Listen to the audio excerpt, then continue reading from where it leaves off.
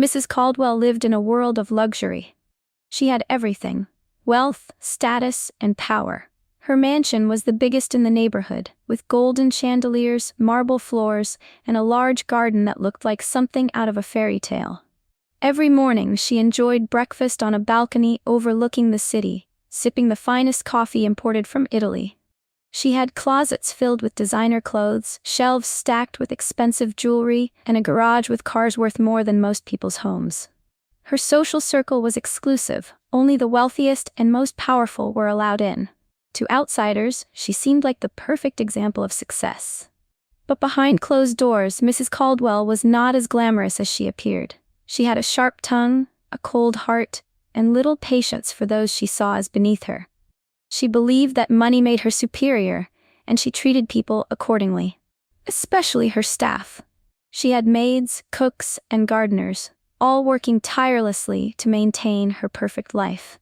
But she never once showed gratitude. She barely acknowledged their presence, except when something wasn't done to her liking. If the food was slightly overcooked, she would throw a fit. If the floor wasn't spotless, she would make someone redo it. And if someone asked for a raise, she would laugh in their face. Mrs. Caldwell believed that her employees should feel lucky to work for her. She thought paying them was an act of kindness rather than an obligation. To her, they were replaceable, unimportant, and undeserving of more.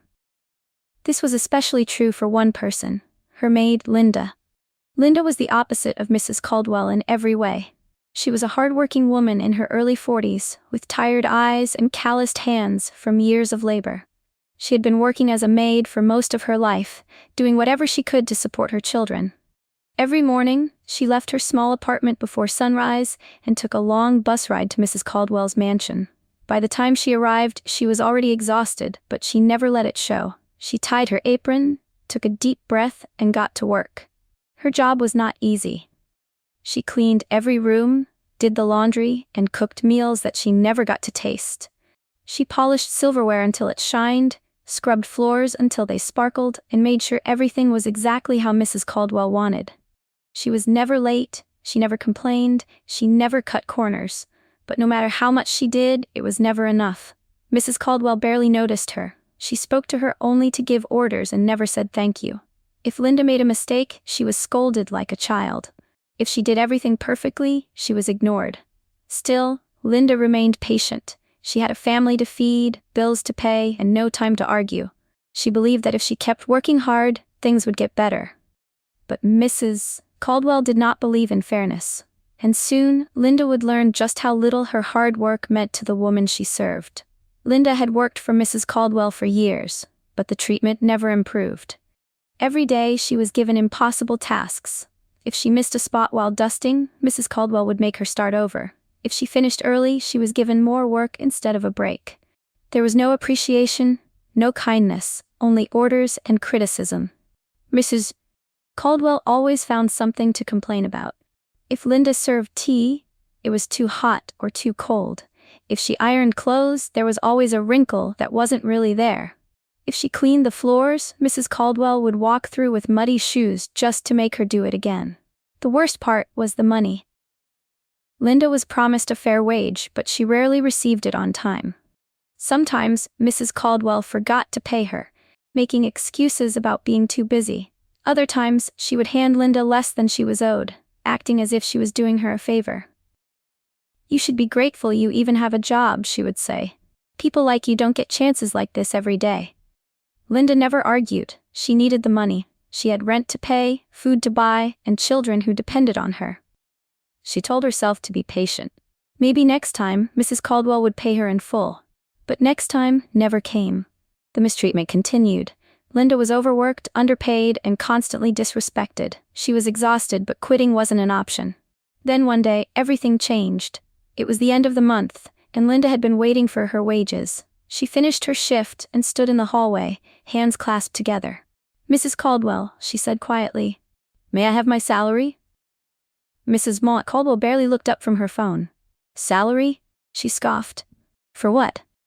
Linda's heart sank. "For my work, ma'am. I cleaned every room, did the laundry, cooked your meals." Mrs. Caldwell rolled her eyes. "Oh please, you act like you did something special. This house is still standing because of me, not you. Linda took a deep breath. I need the money to pay my rent, please, ma'am. Mrs. Caldwell sighed dramatically. You know I was going to pay you, but I've been thinking. I don't think you deserve it this month. You've been getting sloppy. Linda's stomach twisted. Sloppy? Yes, Mrs. Caldwell said, waving her hand. I saw dust on the windowsill yesterday, and my dress wasn't ironed properly last week. If you want to be paid, you need to do better. Linda felt a lump in her throat. She had done her best, she had worked tirelessly, and now she was being robbed. I've worked hard, she said, her voice shaking. You owe me my money. Mrs. Caldwell's expression hardened. Watch your tone, she snapped. If you don't like it, leave, but don't expect a penny from me. Linda stood frozen, her hands trembling. She had given years of her life to this woman, and now she was being thrown away like nothing. Tears burned in her eyes, but she refused to let them fall. She turned away, picked up her things, and walked out of the house without another word. Mrs. Caldwell smirked, thinking she had won, but karma was watching. And soon, she would learn that no one gets away with cruelty forever. Linda walked home that evening with a heavy heart. The sun was setting, casting long shadows on the streets, but she barely noticed. Her mind was spinning. She had no job, no money, and rent was due in a few days. When she reached her small apartment, her children ran to greet her. They were too young to understand what had happened, but Linda forced a smile. She didn't want them to see her worry. That night, she sat at the kitchen table, counting the little money she had left. It wasn't enough. She had food for a few days, but after that, she didn't know what she would do. She spent the next week searching for a new job. She knocked on doors, asked old employers, and even checked restaurants and shops. But every place she went had the same answer: we're not hiring right now. Her savings ran out quickly. The landlord came knocking, asking for rent. She begged for more time, but his patience was thin. We had a deal, Linda, he said. I can't let you stay for free. She sold a few belongings to buy food for her children, but it wasn't enough. The bills kept piling up. The stress kept growing. One evening, her friend Maria visited. She saw the worry in Linda's eyes and asked what had happened. Linda hesitated, then told her everything. The mistreatment, the unpaid wages, the unfairness. Maria's expression turned serious. Linda, this isn't right. You worked hard, and she stole from you. You should take legal action. Linda shook her head. I can't afford a lawyer. Maria reached into her bag and pulled out a card. There are lawyers who help workers like you. They don't charge unless you win. Linda stared at the card. A part of her wanted to throw it away. Mrs. Caldwell was rich, powerful, what chance did she have? But then she thought of her children. She had nothing left to lose. The next day she made the call. Mrs. Caldwell sat in her grand living room, sipping wine, completely unaware that trouble was coming. Her life had been the same as always: parties, shopping, and looking down on those she considered beneath her. Losing Linda meant nothing to her. She had already found another maid, someone young and desperate who would work for even less. But then, everything started to fall apart. Her husband, Mr. Caldwell, had been making risky investments for years. He was always looking for ways to double their wealth. But this time he made a mistake. A massive one. One morning he walked into the house looking pale. We lost money, he muttered. Mrs. Caldwell barely looked up. We always lose money, she said. It comes back. Not this time, he said, his voice shaking. It's gone. All of it. Her heart stopped. What do you mean, all of it? I mean, he said slowly, our investments crashed. The accounts are empty. We're in debt. Panic set in. Mrs. Nat Caldwell had never worried about money before. She spent without thinking, knowing there would always be more. But now, there was nothing. The news spread quickly. Their friends, the ones who had always praised and admired them, suddenly disappeared. No more invitations, no more favors. People who once worshipped her, now avoided her. Then, just when she thought things couldn't get worse, she received a letter. It was from a lawyer. She frowned as she opened it. The words made her stomach turn. Legal action for unpaid wages. Linda had filed a case against her. Mrs. Caldwell threw the letter on the floor. She's nothing, she can't do this, she screamed. But she was wrong. Linda had done it, and soon, karma would deliver the final blow. Mrs. Caldwell stormed into her lawyer's office, the letter clenched in her fist. She slammed it on the desk. This is ridiculous, she snapped. A maid is suing me? Over a few dollars? Her lawyer picked up the letter and read it carefully. He adjusted his glasses, then looked up. Mrs. Caldwell, this is serious. She has proof of unpaid wages. Mrs. Caldwell scoffed. So, it's her word against mine. The lawyer shook his head. Not exactly. Linda kept records. She has text messages, bank statements showing missing payments, and even witnesses. If this goes to court, you could lose more than just the unpaid wages. Mrs. Caldwell's confidence wavered. I'll fight it. You can, he said. But legal fees will be expensive, and if you lose, you'll have to pay fines on top of what you owe her. Mrs. Caldwell's face turned pale. She had been struggling financially ever since her husband's failed investments. There was no extra money to throw around. News of the lawsuit spread quickly. People who once respected her started whispering behind her back. Former friends distanced themselves. Her reputation was crumbling. Then, the day of the court hearing arrived.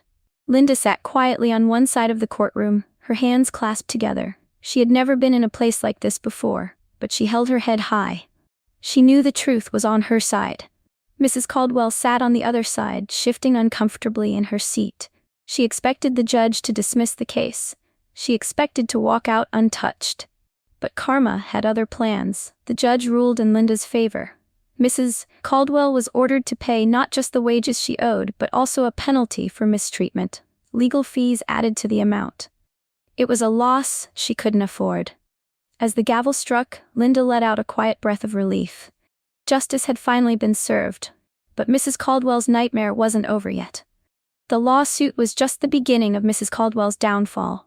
Her finances were already strained, and now she had to pay Linda. But with no money left, she had only one choice: sell her mansion. She fought against it for weeks, desperately trying to hold on to the life she once had. But the bank was not patient. Debt collectors knocked on her door. One by one, her possessions were taken away. The grand house that once held lavish parties was soon filled with boxes. The expensive furniture, the paintings, even the chandeliers. Sold. And then came the worst humiliation. She needed a new maid. She could no longer afford to do everything herself. But when she tried to hire someone, no one wanted to work for her. Word had spread about how she treated Linda. No maid, no cook, no housekeeper wanted to step foot in her home. She sat alone in her empty living room, the silence crushing her. For the first time in her life, she understood what it felt like to struggle. Meanwhile, Linda had moved on to a better life. With the money she won, she was able to catch up on rent, buy food for her children, and even start saving. She found a new job, one where she was respected and paid fairly. She didn't seek revenge. She didn't wish for Mrs. Caldwell's suffering. She simply walked away, leaving karma to do the rest. Mrs. Caldwell had spent years treating people as if they were beneath her.